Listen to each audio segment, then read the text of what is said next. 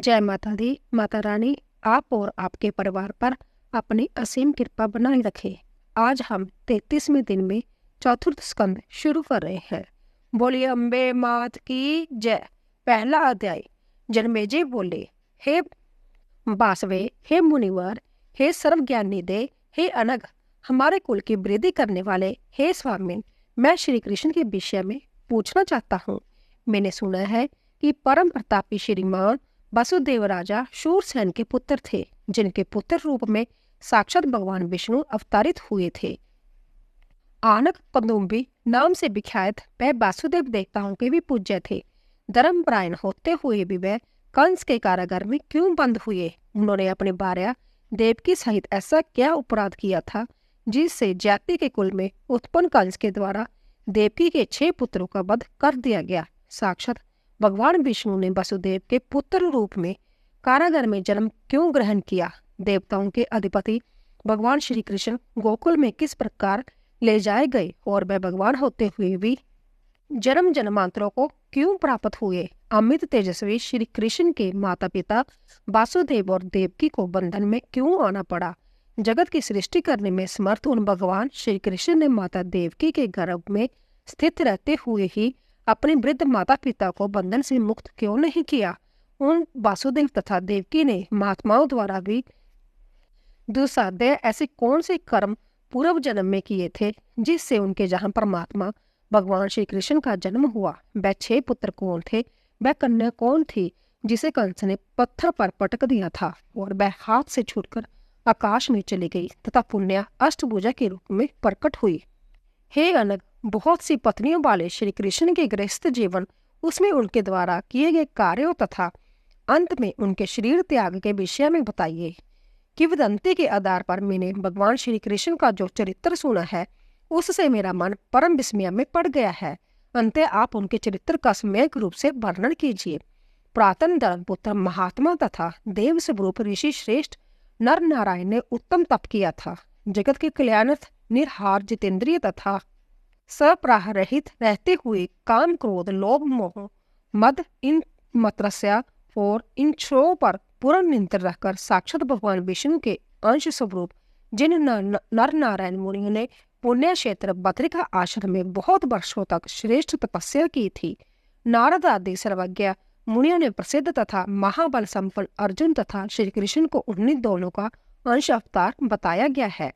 उन भगवान नर नारायण ने एक शरीर धारण करते हुए भी दूसरा जन्म क्यों प्राप्त किया और पुण्य वह कृष्ण तथा अर्जुन कैसे हुए? जिन मुनि प्रवर नर नारायण ने मुक्ति हेतु कठोर तपस्या की थी, उन महातपस्वी तथा जोगी सिद्धि संपन्न दोनों देवों ने मानव शरीर क्यों प्राप्त किया? अपने धर्म में निष्ठा रखने वाला शूद्र अगले जन्म में क्षत्रिय होता है और जो शूद्र वर्तमान जन्म में पवित्र आचरण करता है वह मृत्यु के अनंतर ब्राह्मण होता है। कामनाओं से रहित शांत स्वभाव ब्राह्मण पूर्ण जन्म रूपी रोग से मुक्त हो जाता है, किंतु उनके विषय में तो सर्वथा विपरीत स्थिति दिखाई देती है। उन नर नारायण ने तपस्या से अपना शरीर तक सुखा दिया, फिर भी वह ब्राह्मण से क्षत्रिय हो गए। शांत स्वभाव दोनों अपने किस कर्म से अथवा किस शाप से ब्राह्मण से क्षत्रिय हुए? हे मुनि, वह कारण बताइए। मैंने यह भी सुना है कि यादवों का विनाश ब्राह्मण के शाप से हुआ था और गंधारी के शाप से ही श्री कृष्ण के वंश का विनाश हुआ था। शवरासुर ने कृष्ण पुत्र प्रद्युम्न का अपहरण क्यों किया? देवादिदेव जनार्दन वासुदेव के रहते सूतिका ग्रह से पुत्र का हरण हो जाना एक अत्यंत अद्भुत बात है। द्वारका के किले में श्री कृष्ण के दुर्गम राजमहल से पुत्र का हरण हो गया, किंतु भगवान श्री कृष्ण ने उसे अपनी दिव्य दृष्टि से क्यों नहीं देख लिया? हे ब्राह्मण, यह एक महान शंका मेरे समक्ष उपस्थित है। हे प्रभु, आप मुझे संदेह मुक्त कर दीजिए। देवादेव श्री कृष्ण के स्वर्ग गमन के अनंतर उनकी पत्नियों को लुटेरों ने लूट लिया। हे मुनिराज, वह कैसे हुआ? हे ब्राह्मण, मन को आंदोलित कर देने वाला यह संदेह मुझे हो रहा है। श्री कृष्ण भगवान विष्णु के अंश से उत्पन्न हुए थे और उन्होंने पृथ्वी का भार उतारा था। हे साधो, ऐसे जनार्दन जरासंध के व्यय से मथुरा का राज्य छोड़कर अपनी सेना तथा बंधु बांधवों के सहित द्वारकापुरी क्यों चले गए? ऐसा कहा जाता है कि श्री कृष्ण का अवतार पृथ्वी को बाढ़ से मुक्त करने, पापचारियों को विनष्ट करने तथा धर्म की स्थापना करने के लिए हुआ था। फिर भी वासुदेव ने उन लुटेरों को क्यों नहीं मार डाला? जिन लुटेरों ने श्री कृष्ण की पत्नियों को लूटा तथा उनका हरण किया। सर्वज्ञ होते हुए भी श्री कृष्ण उन चोरों को क्यों नहीं जान सके? भीष्म पितामह तथा द्रोणाचार्य का वध पृथ्वी का बार हरण स्वरूप कार्य कैसे माना गया है? युधिष्ठिर आदि सदाचार वरण महात्मा धर्मपरायण पूज्य तथा श्री कृष्ण भक्त उन पांडवों ने जगों के राजा कहे जाने वाले राजसूय यज्ञ का विधि पूर्वक अनुष्ठान करके उस यज्ञ में ब्राह्मणों को श्रद्धा पूर्वक अनेक प्रकार की दक्षिणाएं दी। हे मुने, वह पांडु पुत्र देवताओं के अंश से प्रादुर्भूत थे तथा श्री कृष्ण के आश्रित थे, फिर भी उन्हें इतने महान कष्ट क्यों भोगने पड़े? उस समय उनके पुण्य कार्य कहाँ चले गए थे? उन्होंने ऐसा कौन सा महाभयानक पाप किया था जिसके कारण वह सदा कष्ट पाते रहे? पुण्य आत्मा द्रौपदी जग की वेदी के मध्य से प्रकट हुई थी। वह लक्ष्मी के अंश से उत्पन्न हुई थी, साध्वी थी तथा सदा श्री कृष्ण की भक्ति में लीन रहती थी।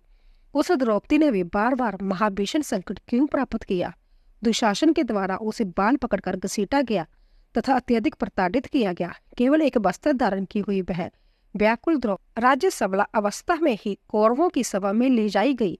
पुण्य हो उसे विराट नगर में मत्स्य नरेश की दासी बनना पड़ा। कीचक के द्वारा अपमानित होने पर वह कुररी पक्षी की भांति बहुत रोई थी। पुण्य जयद्रथ ने उसका अपहरण कर लिया, जिस पर वह करुण क्रदन करती हुई अत्यधिक दुखित हुई। बाद में बलवान महात्मा पांडवों ने उसे मुक्त कराया था। क्या यह उन सबके पूर्व जन्म के किए गए पाप कृत्य का फल था जो वह इतने पीड़ित हुए? हे महामते, उन्हें नाना कष्ट प्राप्त हुए, मुझे इसका कारण बताइए। यज्ञों में श्रेष्ठ राजसूय यज्ञ करने पर भी मेरे उन पूर्वजों ने महान कष्ट प्राप्त किया। लगता है पूर्व जन्म में कृत कर्मों का ही यह फल है। देवताओं के अंश होने पर भी उन्हें कष्ट प्राप्त हुआ। मुझे यह महान संदेह है। महान सदाचार परायण पांडवों ने जगत को नाशवान जानने के बावजूद भी धन के लोभ से छल का आश्रय लेकर भीष्म पितामह तथा द्रोणाचार्य आदि का संहार किया। महात्मा वासुदेव ने उन्हें इस घोर पाप कृत्य के लिए प्रेरित किया और उन्हें परमात्मा श्री कृष्ण के द्वारा प्रेरित किए जाने पर उन पांडवों ने अपने कुल का विनाश कर डाला। सज्जन पुरुषों के लिए भिक्षा मांगकर अथवा निवार आदि खाकर जीवन बता लेना श्रेयस्कर था। लोभ के वशीभूत होकर वीर पुरुषों का वध न करके शिल्प कार्य आदि के माध्यम से जीवन यापन करना उत्तम होता है। हे मुनि सतम, आप अपने वंश के समाप्त हो जाने पर शत्रुओं का विनाश करने में समर्थ गोलक पुत्रों की नियोग द्वारा उत्पन्न करके शीघ्र ही वंश की रक्षा की थी। कुछ ही समय के पश्चात विराट पुत्री उत्तरा के पुत्र महाराज परीक्षित ने एक तपस्वी के गले में मृत सर्प डाल दिया। यह अद्भुत घटना कैसे घटित हुई?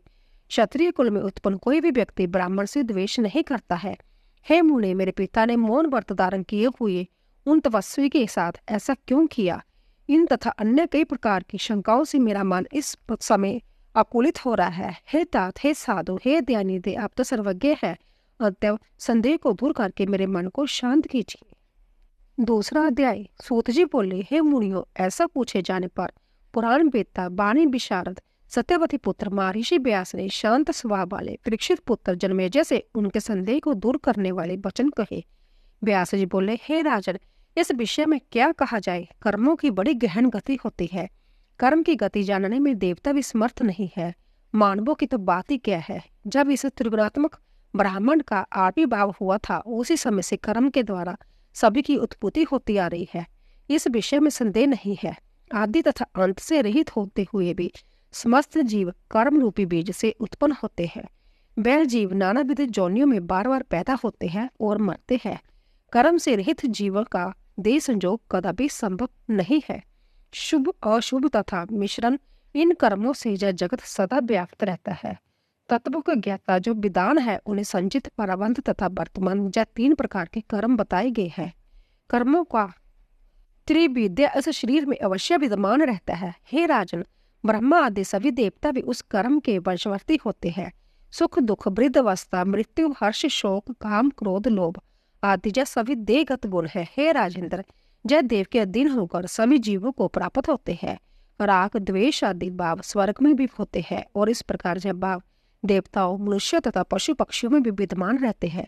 पूर्व जन्म के किए हुए बैर तथा स्नेह के कारण यह समस्त विकार शरीर के साथ सदा ही संलग्न रहते हैं।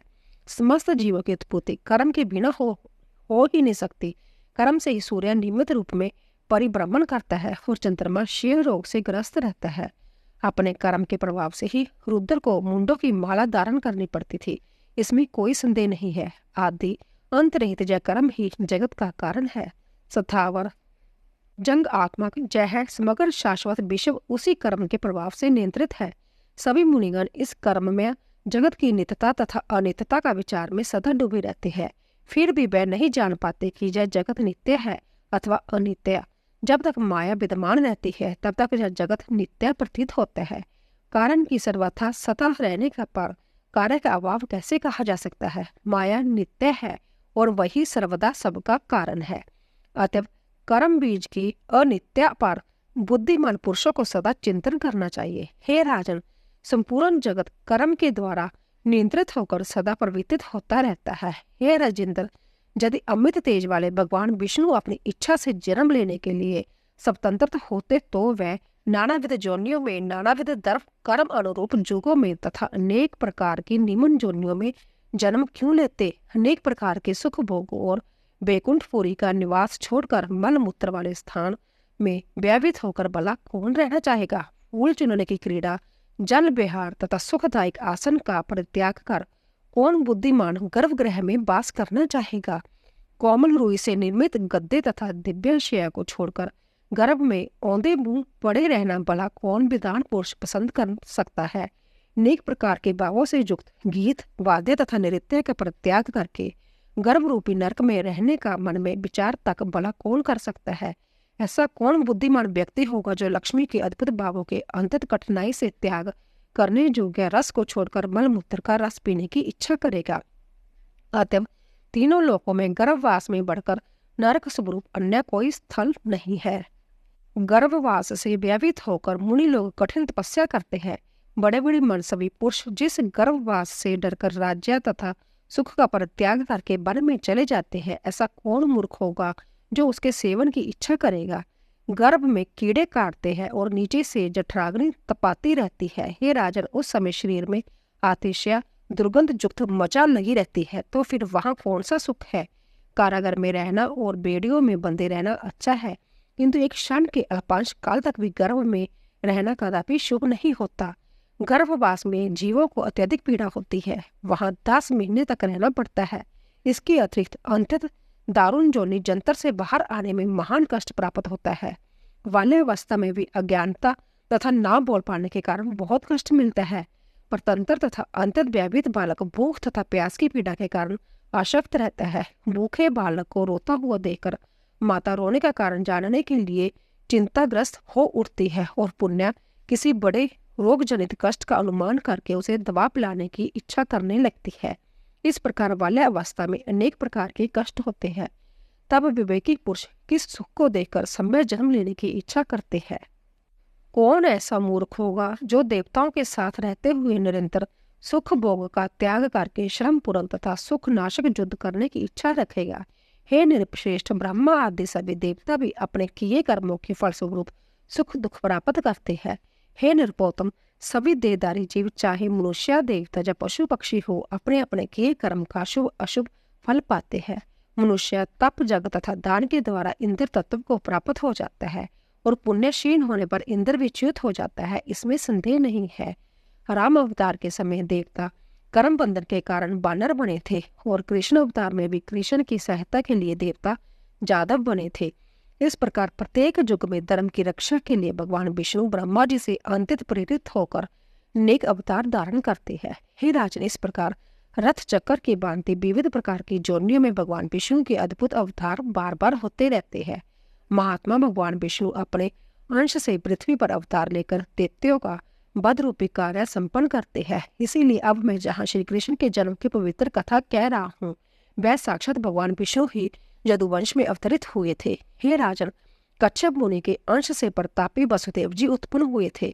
जन्म के शाप बस इस जन्म में गौ पालन का काम करते थे। हे महाराज, हे पृथ्वीपते, उन्हीं कच्छप मुनि की 2 पत्नियां अदिति और सुरसा ने भी शापवश पृथ्वी पर अवतार ग्रहण किया था।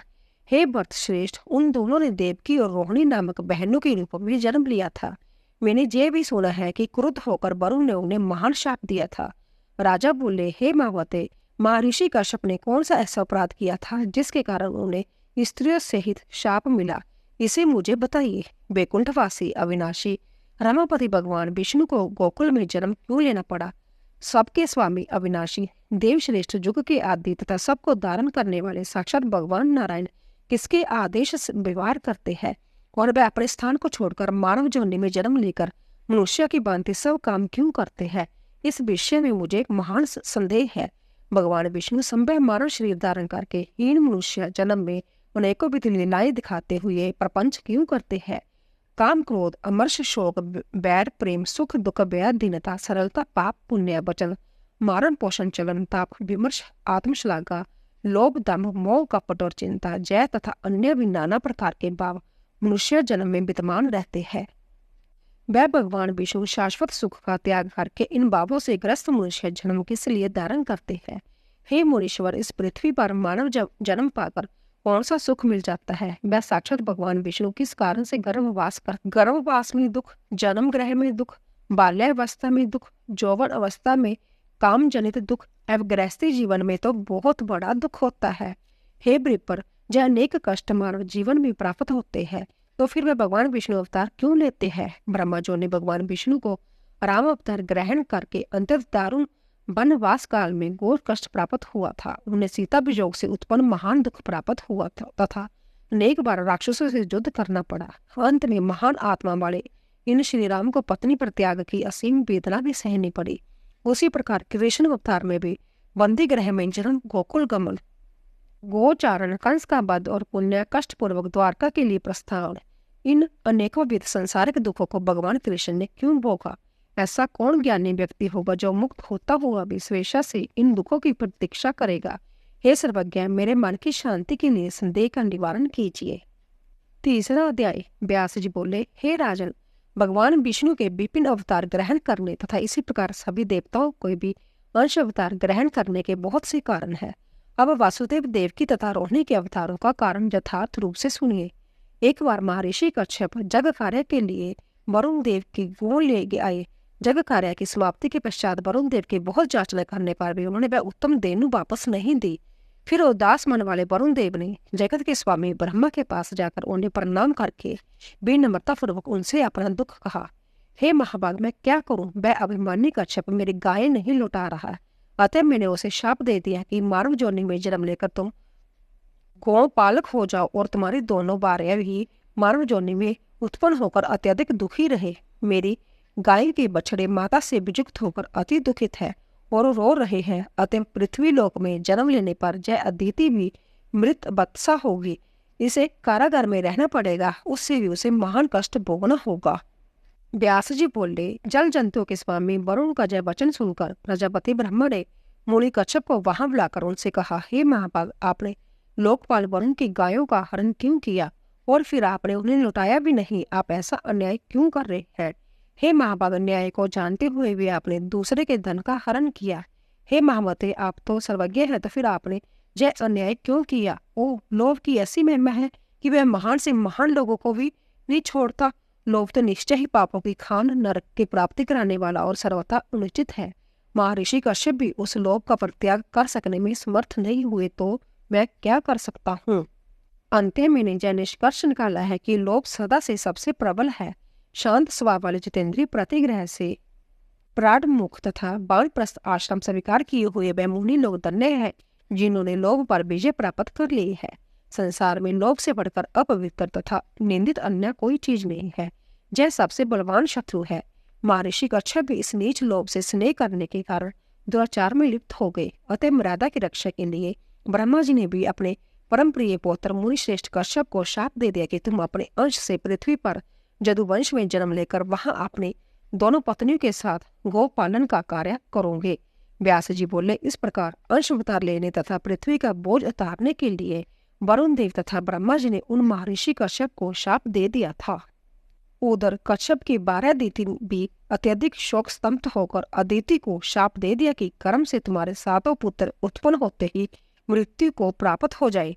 जन्मेजय बोले, हे मुनि, दीति के द्वारा उसकी अपनी बहन तथा इंद्र की माता अदिति क्यों शापित की गई? हे मुनिवर, आप दीति के शोक तथा उसके द्वारा प्रदत्त शाप का कारण मुझे बताइए। सूत जी बोले, परीक्षित पुत्र राजा जन्मेजय के पूछने पर सत्यवती पुत्र व्यास जी पूर्ण सावधान होकर राजा को शाप का कारण बताने लगे। व्यास जी बोले, हे राजन, दक्ष प्रजापति की दीति और अदिति नामक दो सुंदर कन्याएं थी।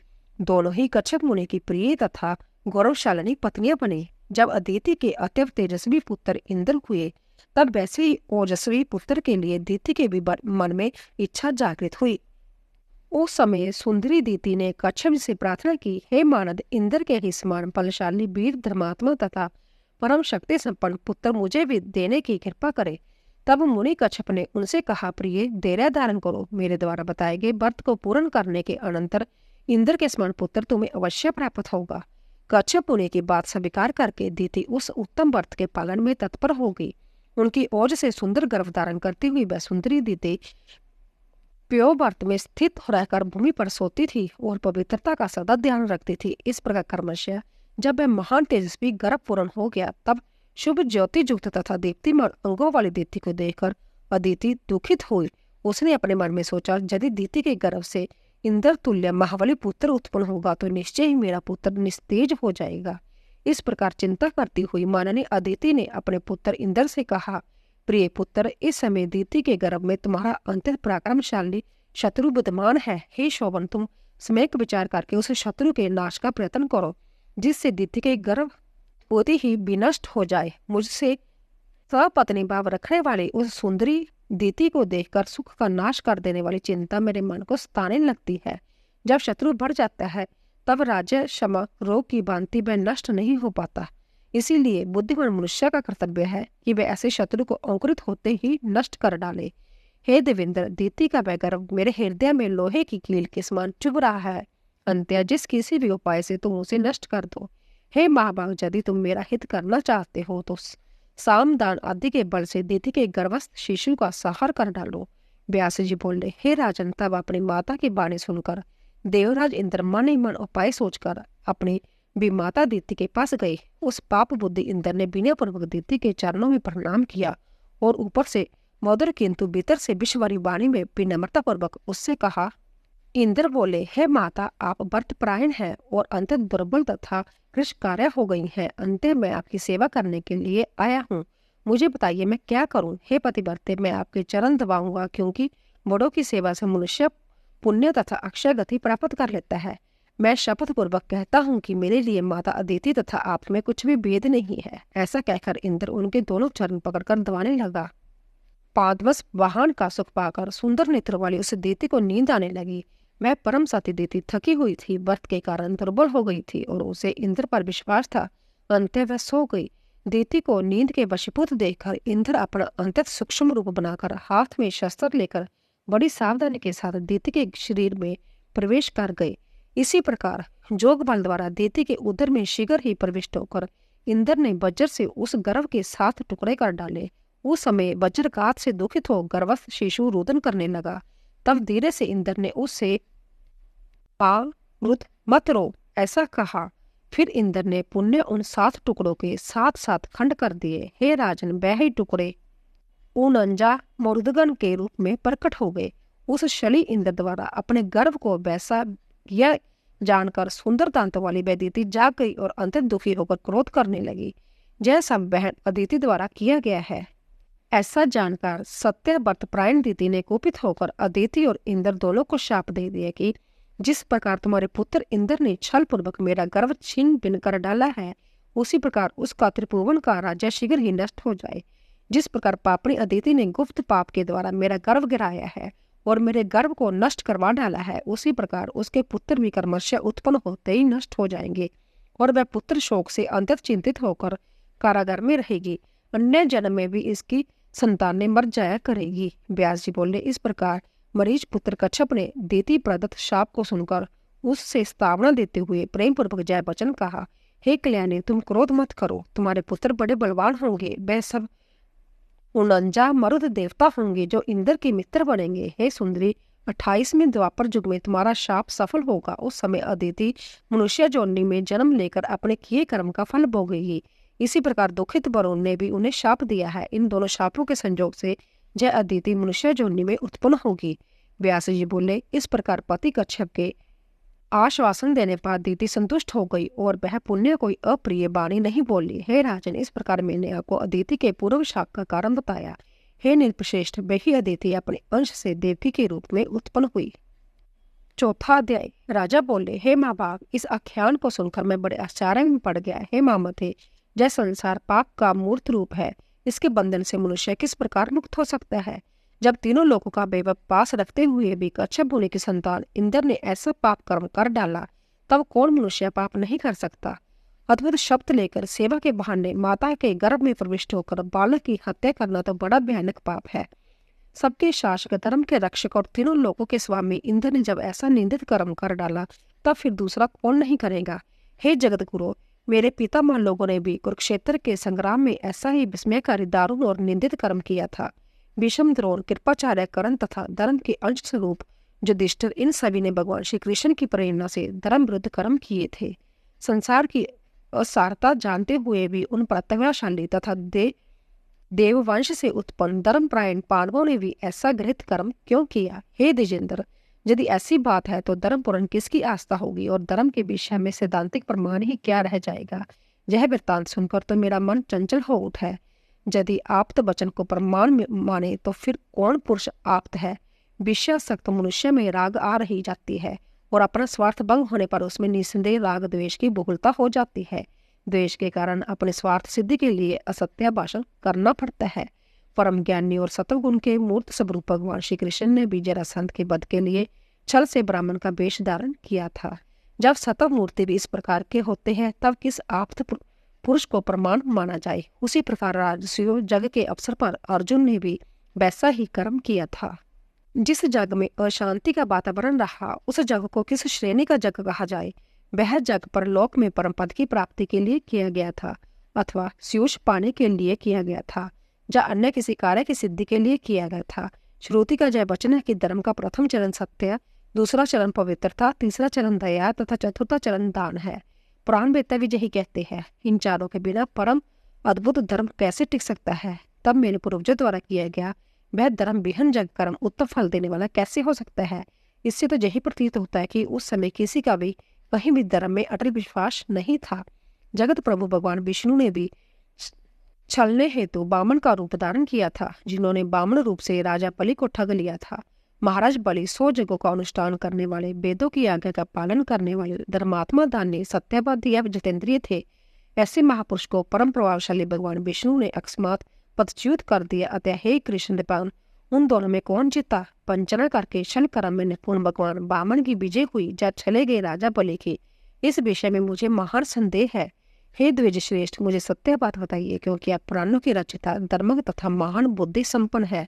व्यास जी बोले, हे राजन, उस राजा बलि की ही विजय हुई जिसने समस्त भूमंडल का दान कर दिया। हे राजन, जो त्रिविक्रम नाम से विख्यात है, वह भगवान विष्णु बामन बने। हे नरेंद्र, उन्होंने छल करने के लिए जय बामन रूप धारण किया था और इसी छल के परिणाम स्वरूप उन श्री हरि को राजा बलि का द्वारपाल बनना पड़ा। अंत हे राजन, सत्य से बढ़कर धर्म का मूल और कुछ नहीं है। हे राजन, सम्यक प्रकार से सत्य का पालन करना प्राणियों के लिए अत्यंत दुष्कर है।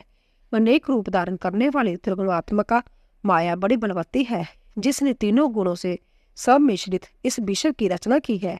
अंत्या हे राजन, छल कपट करने वाले से बिना प्रभावित हुए जब सत्य कैसे रह सकता है? सत्व, राज और तम, इन्हीं तीनों गुणों के मेल से संसार का प्रादुर्भाव हुआ। यही सृष्टि का सनातन नियम है। केवल अनासक्त, प्रतिग्रह शून्य, राग रहित और तृष्णा विहीन वानप्रस्थ तथा मुनिजन अवश्य ही सत्यपरायण होते हैं, किंतु वैसा लोग केवल दृष्टांत दिखाने के लिए ही बनाए गए हैं। हे राजन, उनके अतिरिक्त सब कुछ सत्व, रज एवं तम, इन तीनों गुणों से ओतप्रोत है।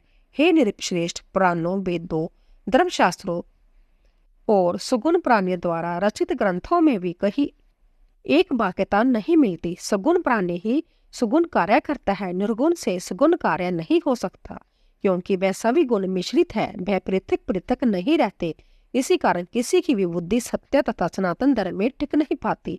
हे महाराज, संसार की सृष्टि के समय माया से मोहित मनुष्य की इंद्रियां अत्यंत चंचल हो जाती है और उनमें आसक्त मन उन गुणों से प्रेरित होकर विविध प्रकार के भाव प्रकट करने लगता है। हे राजन, ब्रह्मा से लेकर तिरण पर्यंत स्थावर जंगम सभी प्राणी माया के वशीभूत रहते हैं और वह माया उनके साथ क्रीड़ा करती रहती है। जय माया सभी को मोह में डाल देती है और जगत में निरंतर विकार उत्पन्न किया करती है।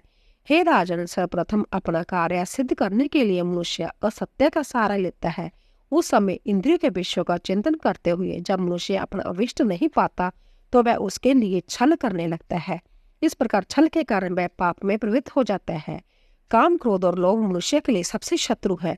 इनके वश में होने के कारण प्राणी कर्तव्य अकर्तव्य को नहीं जान पाते। ऐश्वर्य बढ़ जाने पर अहंकार और भी बढ़ जाता है। अहंकार से मोह उत्पन्न होता है और मोह से विनाश हो जाता है। मोह के कारण मनुष्य के मन में अनेक प्रकार के संकल्प विकल्प होते रहते हैं। उस समय मन में ऐश्वर्य, असूया तथा द्वेष उत्पन्न हो जाता है। प्राणियों के द्वारा हृदय में आशा, तृष्णा, दीनता, दंभ और अधार्मिक बुद्धि से जय सब उत्पन्न हो जाते हैं। ये भावनाएं प्राणियों में मोह से ही उत्पन्न होती है। जग, दान, तीर्थ, व्रत और नियम जो कुछ भी सत्कर्म है उन्हें भी मनुष्य अहंकार से ही वशीभूत होकर निरंतर करता है। उनका अहम भाव किया गया सारा कार्य वैसा नहीं होता जैसा कि शुद्ध अंतकरण से किया जाता है। आसक्ति एवं लोभ से किया हुआ कोई भी कर्म सर्वथा अशुद्ध होता है। बुद्धिमान मनुष्य को चाहिए कि वह सर्वप्रथम द्रव्य शुद्धि पर विचार कर ले। द्रोह रहित कर्म करके अर्जित किया हुआ धन धर्म कार्य में प्रशस्त माना गया है। हे नृपश्रेष्ठ, द्रोह पूर्वक उपार्जित किए हुए द्रव्य के द्वारा मनुष्य जो उत्तम कार्य करता है, समय आने पर उसका विपरीत फल होता है। जिसका मन परम पवित्र है वही पूर्ण फल का अधिकारी होता है और मन के विकार पूर्ण रहने पर उसे यथार्थ फल नहीं मिलता। जब कर्म कराने वाला ऋत्विक, आचार्य तथा लोगों का चित्त शुद्ध रहता है तभी पूर्ण फल प्राप्त होता है। यदि देश, काल, क्रिया, द्रव्य, कर्ता और मंत्र इन सबकी शुद्धता रहती है तभी कर्मों का पूरा फल प्राप्त होता है। जो मनुष्य शत्रुनाश तथा अपनी अवृद्धि के उद्देश्य से पुण्य कर्म करता है तो उसे भी वैसा ही विपरीत फल मिलता है।